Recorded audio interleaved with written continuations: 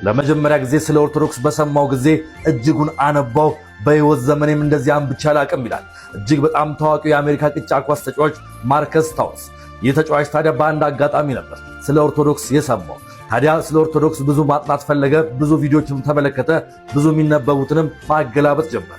እስካሁንም አንድም ቀን በአሜሪካ ሕይወቴ ውስጥ ስለ ኦርቶዶክስ ያወራልኝ የለም። ታዲያ ኦርቶዶክስን አውቄ ልጠመቅ በሄድኩበት ሰዓት ነው እምባዬን መቆጣጠር ያቃተኝ ይላል። ታዲያ ከተጠመቀ በኋላ ምን ተሰማም ተብሎ ነበር። በሕይወት ዘመኔም ትልቁና ደስተኛ ሆንኩበት ረጅሙን ሳቅ የሳቅኩት ከተጠመቅኩ በኋላ ነው ይላል። ምክንያቱም ደግሞ በሕይወቴ ብዙ ነገሮችን አሳክቻለሁ፣ ሻምፒዮን ሆኛለሁ። በምድር ያለኝ ነገር በሙሉ ደስተኛ አድርጎኝ ነበር ብዬ ማስበው፣ ነገር ግን የኦርቶዶክስ ጥምቀትን ተጠምቄ ኦርቶዶክስ የሆንኩበትን ቀን እንደዛ የሚያክልልኝ ደስታን የሰጠኝ ቀን የለም ይላል። እናም የሀገር ሰው ክርስቶስን ያሉ እሱን የተከተሉ እሱን ያመኑ በሕይወታቸው ሁሉ ከሚያገኙት ደስታ በላይ ምንም ደስታ የለም። ለዛም ነው ገዳማያኑ እሱም ብለው መንነው ራሳቸውን አስገዝተው ዓለምን ንቀው በሕይወት መንገድ ላይ የሚመላለሱት እንዲሁ ፈተናን ሁሉ የሚጋፈጡ።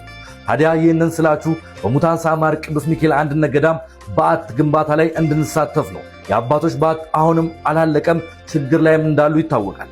ለእናቶችን በዓት እንደገነባ ነው የእነሱን መገንባት እንዳንረሳ ነው። ምናልባትም በምድር ላይ ትልቁ ደስታችን ክርስቶስን ተከትለን እሱ ባስተማረን ፍቅር፣ እሱ ባስተማረን ለጋስነት፣ እሱ ባስተማረን መስዋዕትነት መንገድ መመላለስ እንደሆነም አምናለሁ። ስለሆነም በሙታን ሳማር ቅዱስ ሚካኤል አንድነት ገዳም ያሉ አባቶቻችንን ለመደገፍ በንግድ ባንክ 1442598391 እንዲሁም በአቢሲኒያ ባንክ 141029444 የምትችሉትን ሁሉ አድርጉላቸው።